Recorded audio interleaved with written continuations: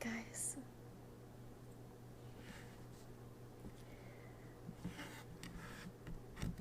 Today I have something I picked up from my local grocery store.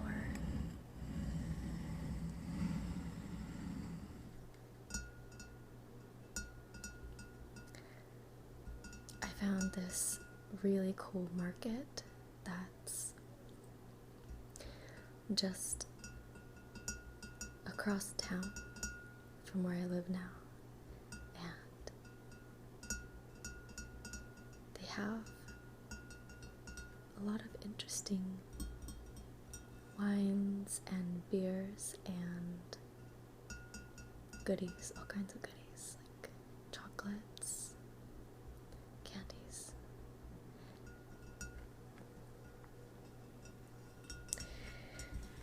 So I picked out this beer today to try, and I also picked out some chocolates to try as well. I've not had any of these before. So this one is by Peter B's Brewery.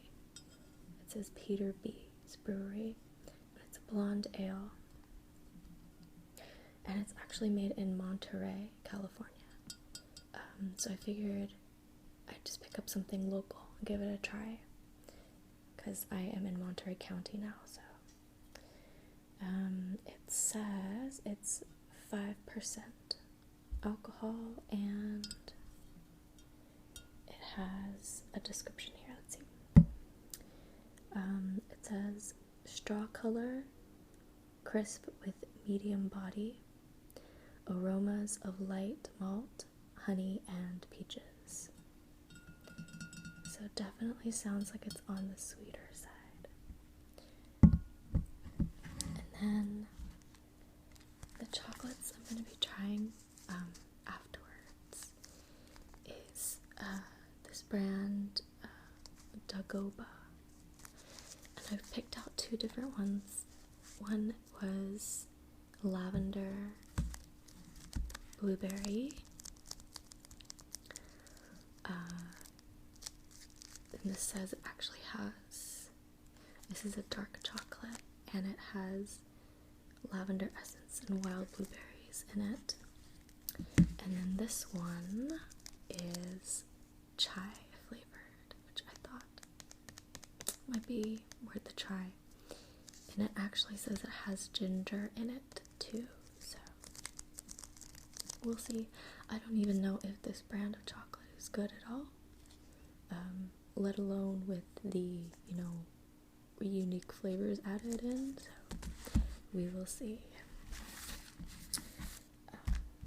So first, give this little guy a try. My trusty London bottle opener.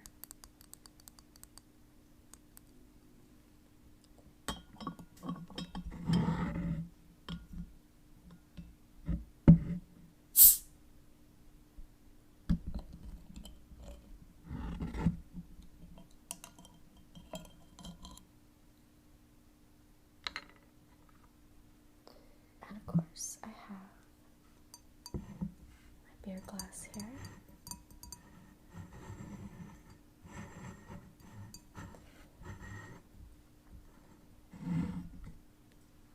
So let's give it a little pour.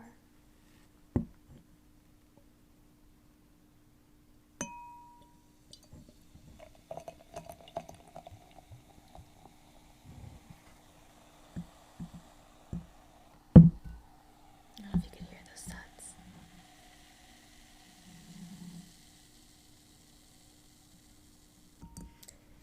Anyway, this definitely has a very golden color to it. And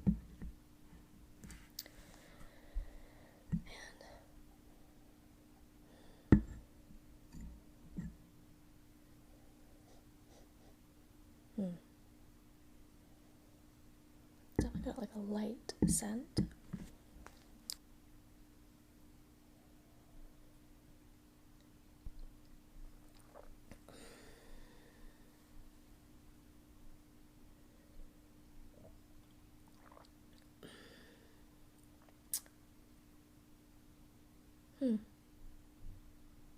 It's definitely got a very light, mild flavor.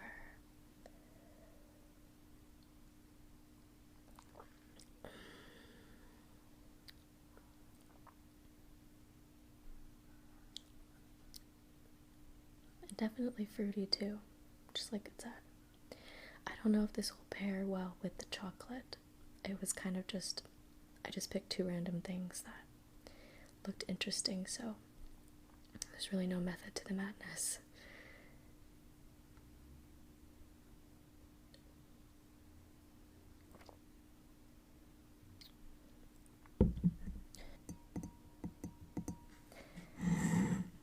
This glass I got as a gift. It came in a set of 12. Like 12 of these glasses. Goose Island.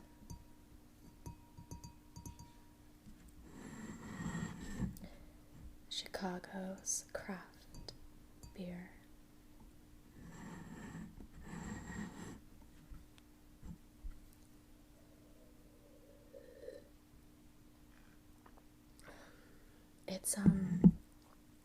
It's very like fizzy. It has a light fizziness to it. I want to say that the fizziness is similar to champagne. And when I hold it in my mouth, it gets that same kind of bubbliness that champagne gets too.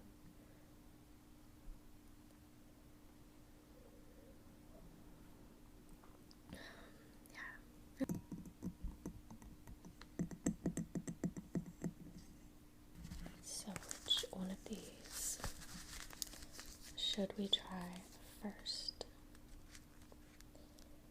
There is the lavender blueberry and the chai. Let's try the lavender blueberry.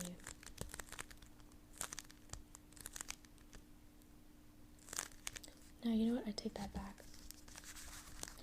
This beer actually says that it pairs with cheese and spicy food. So, I'll just go ahead and try that, actually. Let's see. Let me read what this says on the back. So, this brand is, as you can see, Rainforest Alliance certified organic, or Rainforest Alliance certified, and it also is organic. Yeah, it says organic right here. I knew it was on there somewhere. So what it says here is that it is a pure, no wait, so what it says, the art of chocolate alchemy, and this brand in the store had, I mean, at least a half dozen different flavors that were all, I mean, they had their standard milk chocolate, and they had the like dark chocolate, but then they had about half a dozen other flavors that were like this, like just something really unique, strange even. So let's see.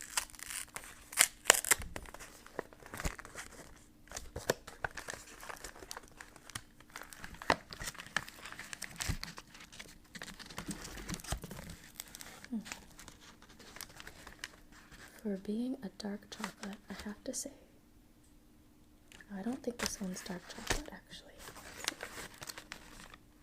This one is, okay. Yeah, this one is milk chocolate. And it has like a smell that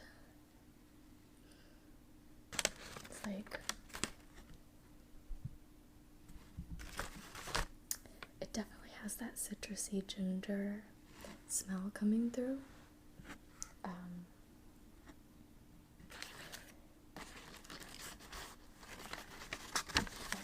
it's divided up almost like little Kit Kat bars.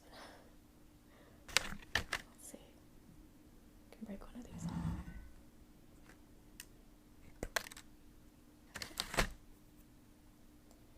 So these ones are actually room temperature. I didn't cool these ahead of time.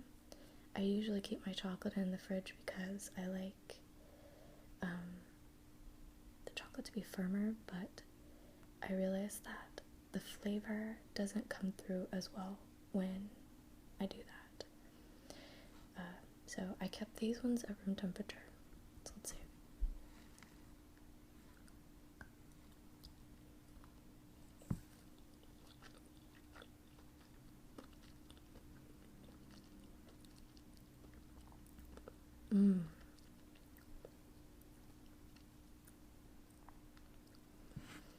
I definitely taste the chai spices. It's really good.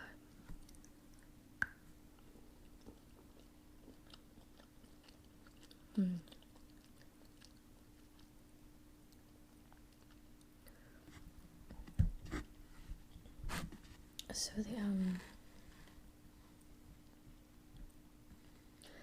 actual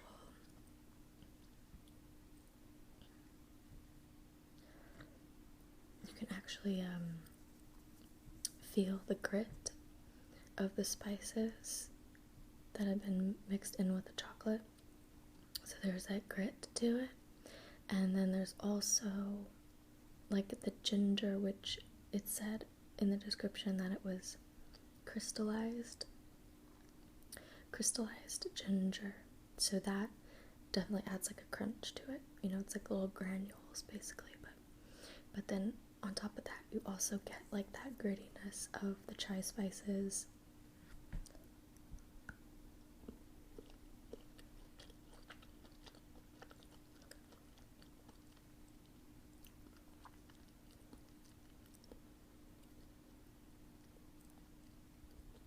I like this. This is very good.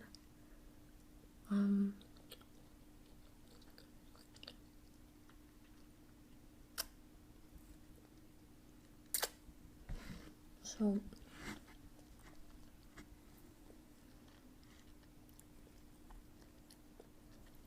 the quality of the chocolate is like fair. It's okay. I wouldn't say it's really good.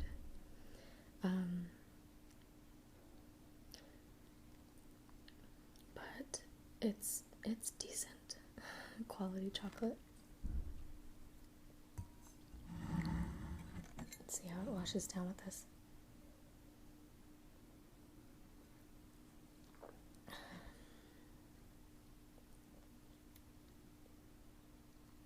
It's actually not too bad with this beer. Let me try again.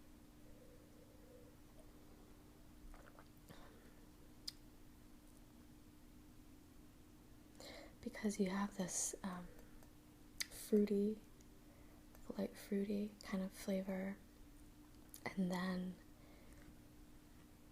with the chai, which is definitely the stronger flavor in this chocolate.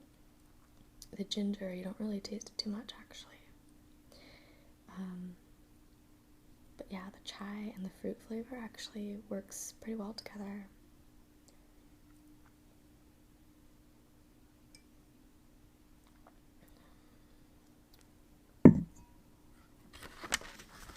It's not bad.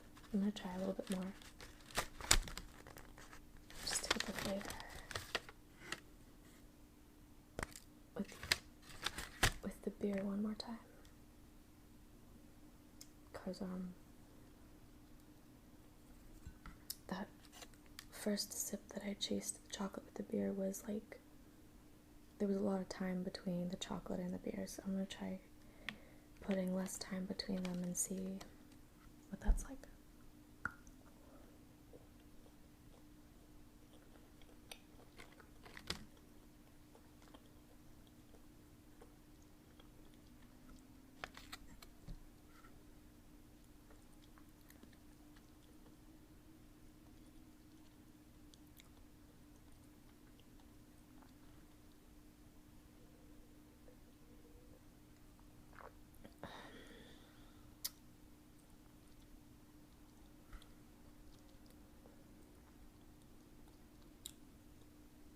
not bad. It's not bad. That chai flavor is very gingerbready. Yeah.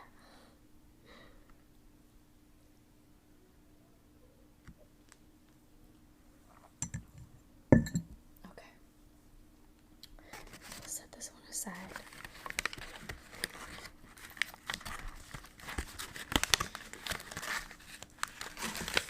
And I'm going to finish. I have been, really excited about moving, and while I'm also kind of sad about leaving my old home, leaving the Bay Area, I'm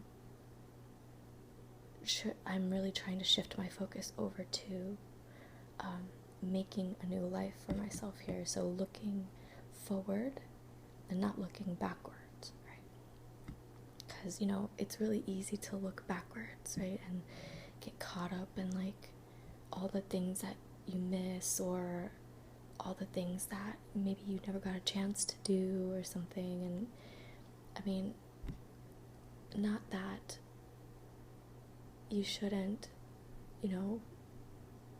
remember things or have nostalgia. I mean, those are good things, but ultimately they don't really serve you in finding a new type of happiness, right?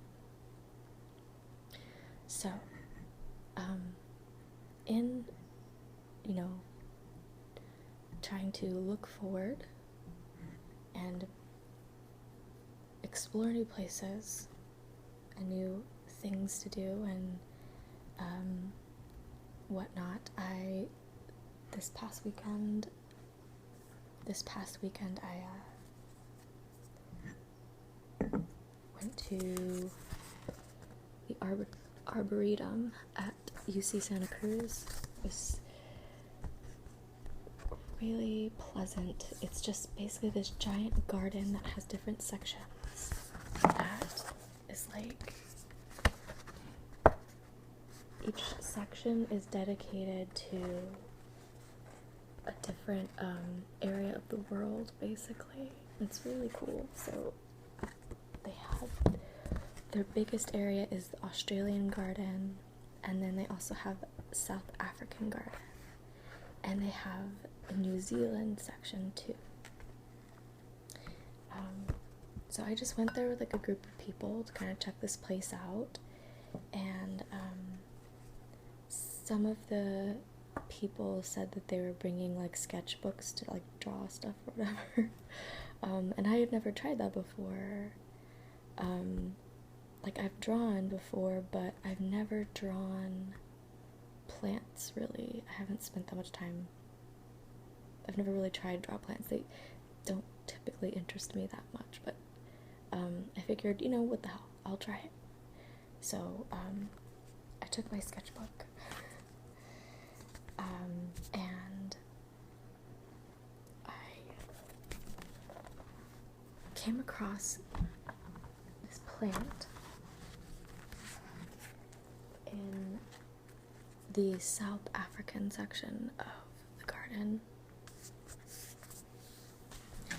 And let me just describe this plant to you first before I show you the drawing. I mean, it's not a big deal, but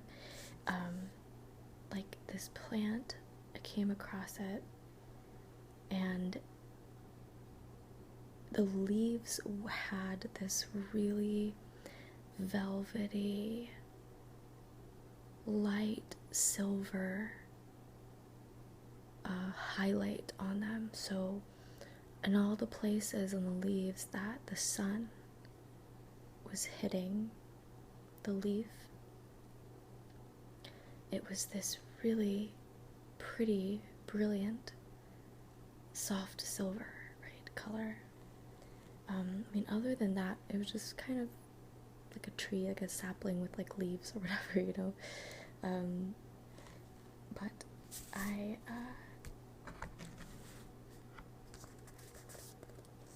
did a little drawing of it,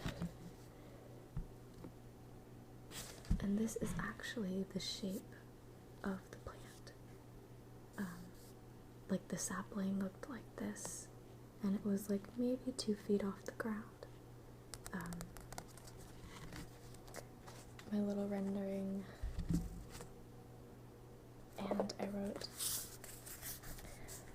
I happened upon a shrub of some sort, and I am struck by its velvety silver highlights in the sunlight. There's no name sign on this shrub, so I wandered through the garden and I find a large tree with the same leaves as this mystery shrub.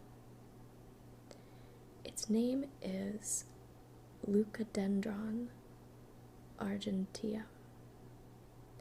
Perhaps this shrub is a sapling of this species. I never got a confirmation on that, but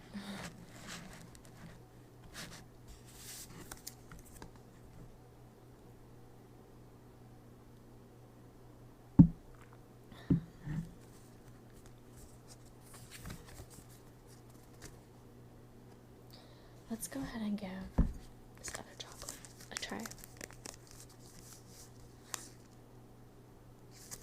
So this one says it is lavender and blueberry, and it's 59%, so it's a little darker, right?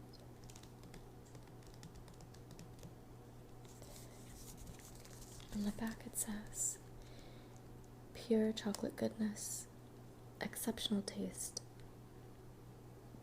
Dagoba organic chocolates are now made using Rainforest Alliance certified cacao.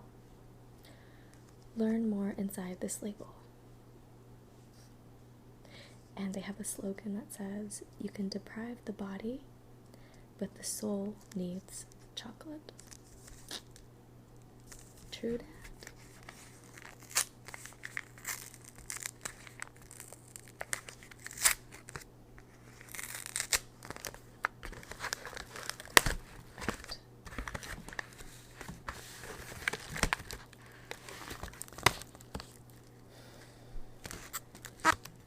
I'm gonna say like there's an aroma, and it smells exactly like the last bar, which is weird because they're supposed to be different flavors, right?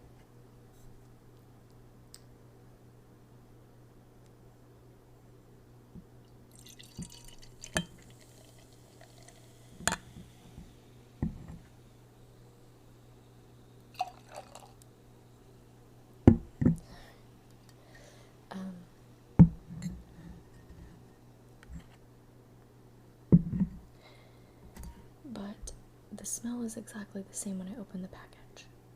So I don't know what that's about. It's like that. It's almost like that same citrusy, like that citrusy chocolate smell. So as you can see, this one is darker. It's a darker chocolate, obviously.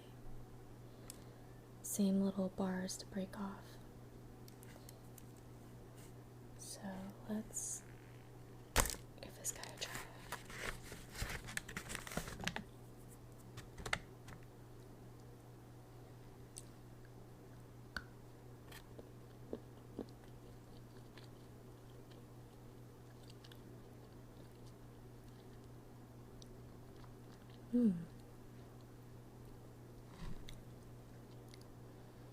That's very rich.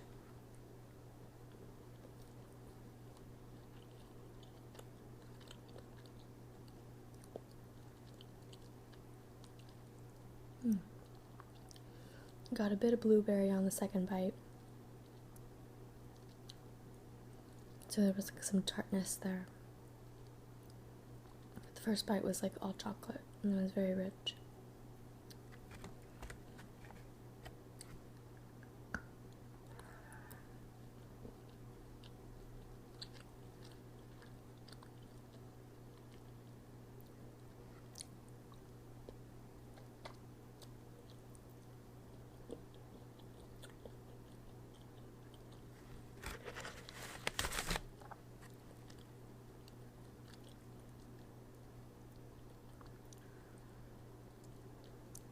The lavender's, I'm gonna say it's like barely there.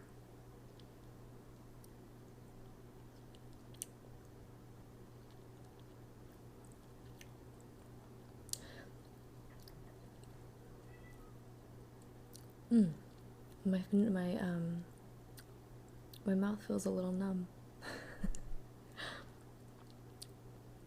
Maybe that's from the lavender oil or something.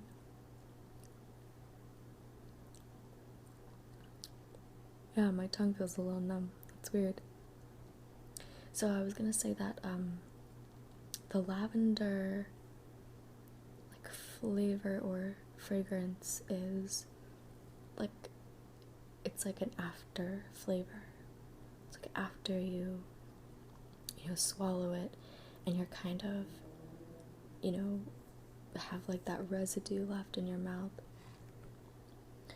That's when you kind of start to taste the lavender, and you can almost feel like the stickiness, of the oil, and then it makes your tongue numb.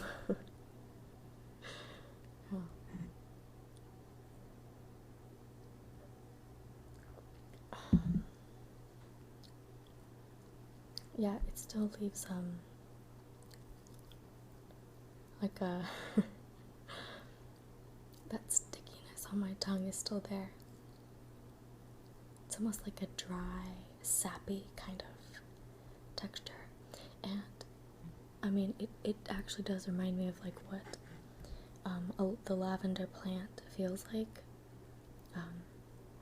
One year I was making lavender, like homemade lavender tea, and I like went and collected a bunch of just lavender flowers, and when I was picking apart the buds from the stem, to collect the buds for the tea, they have that kind of like sticky like hair. I want to say, like, I don't know if cilia is the right word, but those little fibers, these hairs that stick off of the flowers and make them stick to your clothes or to your skin, right? So I want to say that the stickiness that I feel on my tongue with this, it's that same kind of feeling.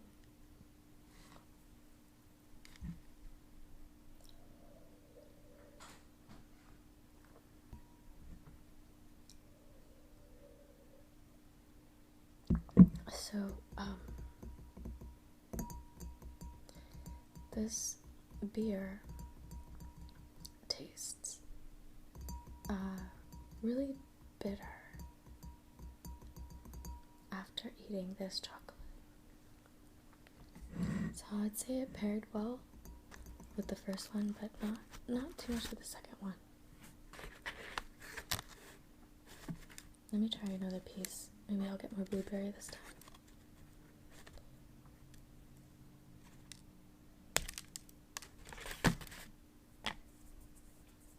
Okay. So,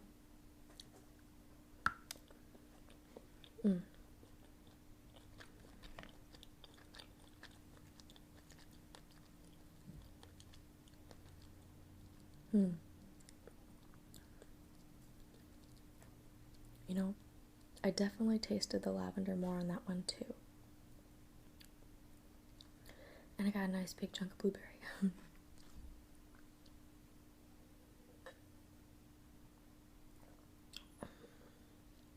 It doesn't pair well with this beer. It just makes the beer taste more bitter, which is weird.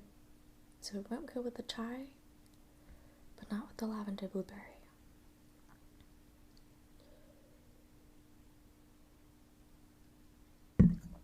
Anyway, so one thing I do like about this chocolate, which it is good, it does taste good with the lavender and the blueberry, but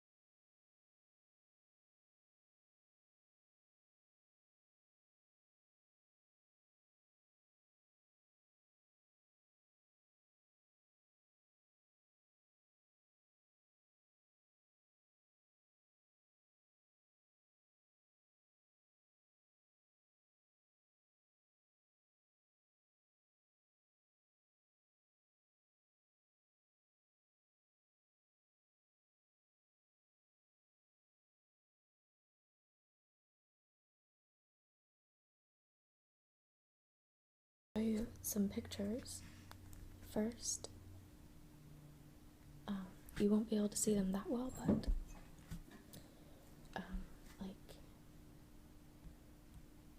so let's see. There we go. This is part of what are called banksias. So a banksia has flowers that look like this. And there's a lot of different types of banksia, and in the Australian portion of the garden, they had quite a variety. There was like a bunch of different ones, like different colors, slightly different shapes and whatnot. This one you can see is like orangey red and yellow, and then that's the same one. It's hard to see the colors, but this is a different type of plant that was also in the Australian section of the garden. And I really liked it because it looked purple. I have a picture of it, here. You can see how purple it looks. It was really pretty. And this is a close-up of the leaf of this same plant here that they have as their logo. These leaves are so crazy looking. They look like they remind me of like those two-man saws, like those band saws that they use to cut down trees. That's what it reminds me of. And that's the flower part of the plant. That's the whole plant. So I figured I could just read to you a little bit about this arboretum that I went to. It says the UC Santa Cruz Arboretum is a conservation garden of rare, endangered, and extraordinary plants from around the world. These vast collections are an outdoor classroom, a resource for scientific study, and a destination for gardeners, artists, and nature lovers of all ages.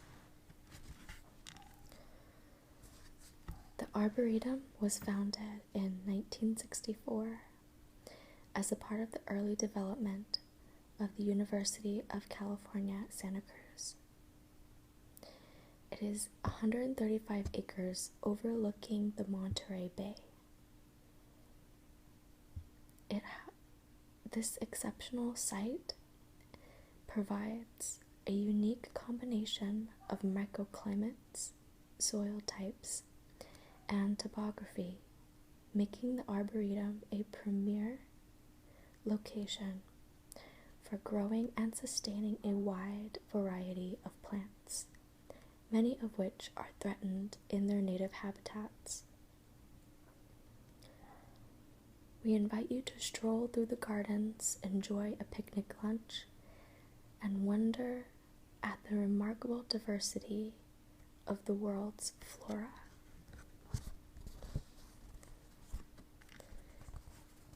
The Arboretum showcases plants from some of the most important concentrations of biodiversity on our planet. Australia, New Zealand, South Africa, and California are all home to biodiversity hotspots, the most biologically rich and critically endangered ecosystems in the world. The Arboretum collects plants from these regions to study, display, and protect from possible extinction.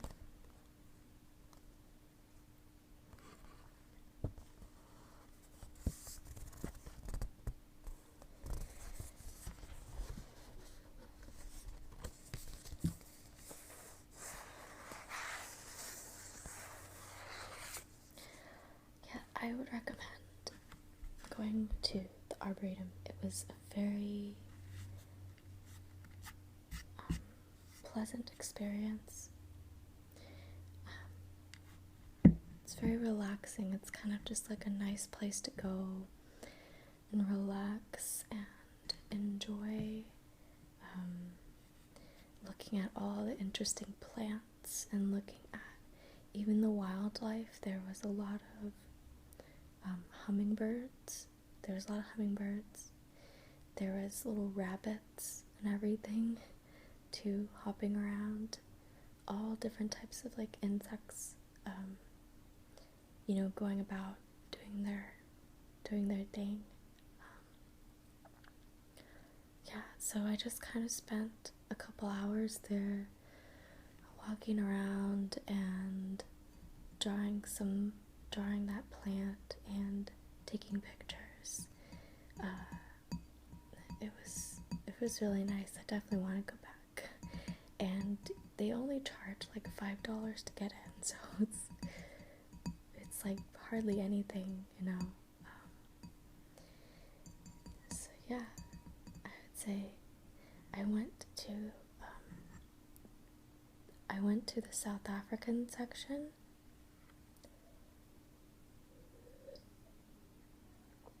And I went to the New Zealand section, and then I went to the Australian section, but I didn't go to the California section. I just didn't really get a chance to. Plus, I live in California, so I figured I would check out the foreign places, the foreign plants first.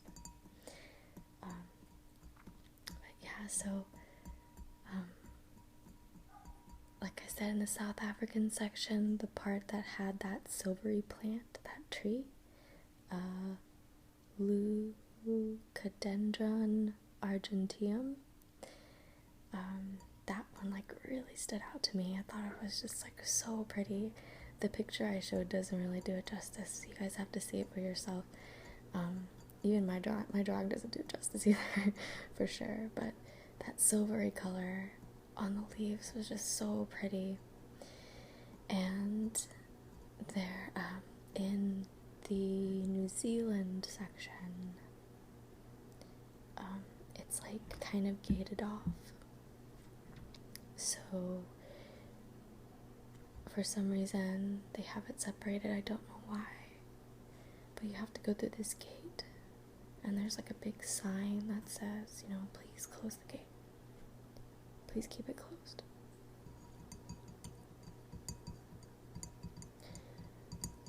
There was a lot of foliage in the New Zealand section. So interestingly enough, I guess New Zealand doesn't really have many flowers. It's mostly foliage, and one of the little information panels that was there was talking, or had said something about that on the island of New Zealand, that the bees are not specialized. Therefore, the plant life didn't really need to compete.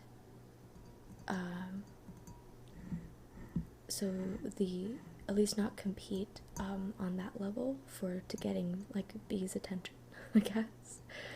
They didn't need to compete with each other to get the bees' attention because the bees were not specialized. Therefore, the flowers never really evolved to be very big or colorful. Most of the flowers in New Zealand, I guess, at least the native flowers, are just small and not colorful, just kind of tiny little white flowers, and just generally unremarkable, I suppose. Which is an interesting contrast to the plants that we saw in the Australia section, like those pictures I was showing you. I mean, those are some crazy looking flowers, right? Like those Banksias and some of those other ones, they're super colorful. They look like They look like aliens or something, right? So obviously that's like different plant life evolutionary, you know, lines there going on. So anyway, yeah, that's one of the things that I learned about New Zealand from this garden. And the New Zealand section had a lot of eucalyptus trees, which is pretty typical. I love eucalyptus, it smells so good. It's kind of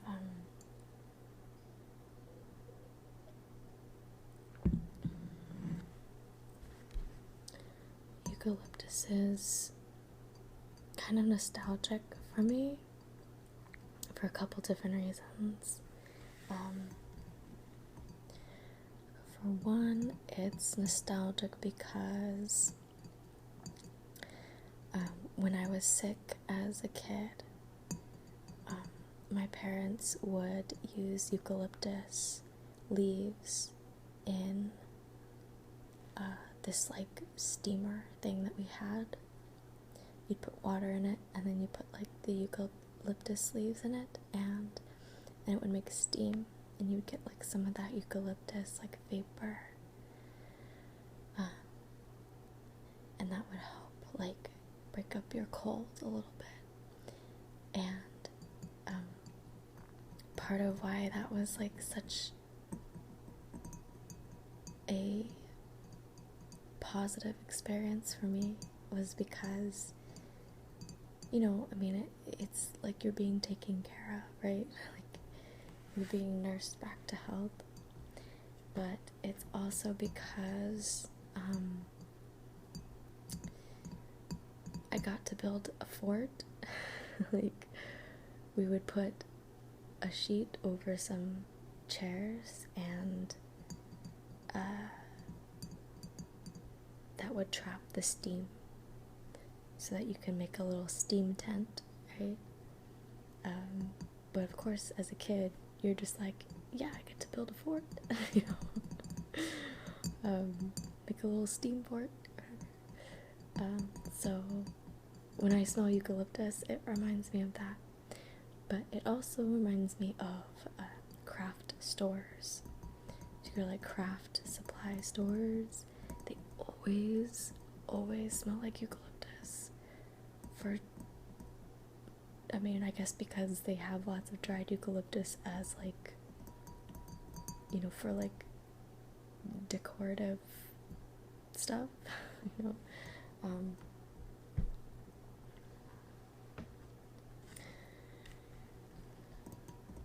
Yeah, so, and I have a lot of good memories going to craft stores. I still go to craft stores, so it's fun to just go and get ideas, see all kinds of unique things. If you find something interesting, even if you don't know what you're gonna use it for, it just jumps out at you, so you get it. And eventually, you find what it's for. You realize, oh, I can use this to decorate my journal, or I can use this to, for a piece of artwork or something, or I can use this for a video or something.